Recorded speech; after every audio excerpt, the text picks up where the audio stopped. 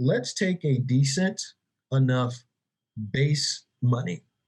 You want to call it salary, you want to call it draw, you want to call it whatever it is. Here's your base amount of money that we're going to give the department for running. And if we're going to base it upon this percentage, this is a percentage of overall profit that the store is going to make.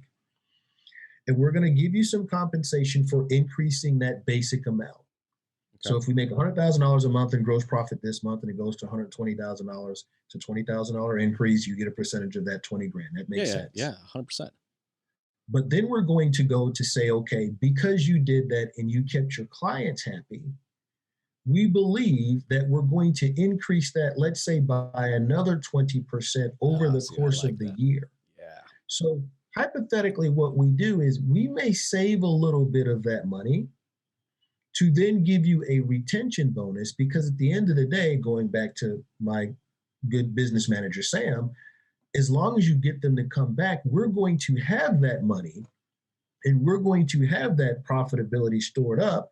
And one of the things about service and parts, which is a little bit different than new and used car sales, sometimes your marketing to get the client back isn't sending out 2,000 emails saying, hey, we need your car, we want you to come in. Sometimes it's calling customer up and says, hey, Jason, I know you were here last month, and I know you're at 30,000 miles, and I know that you didn't want to do the spark plugs in because you're a little tight on funds, and I get that, I understand that, but you're probably around 40K right now, and I know that we should have did it at 30.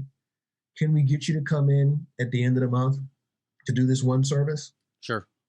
Right? Now, you're either going to say, yes, I am, or you're going to say, no, you're not. But you're probably not going to tell me I don't need the spark plug replacement because we agreed that it needed to be done the last time I was there. Well, that's that proactive, servicing of the customer and servicing of the vehicle that we're kind of talking about, right? Right, exactly. I think what I find is that, I think there needs to be a compensation for the effort, and there has to be a compensation for the results. And I find we're way too skewed towards the result side. When we know if the more time that we focus on the efforts, the results come. But those efforts is what ensures the servicing of the customer. The correct efforts. Exactly, the correct efforts. Yes, yeah, the correct efforts.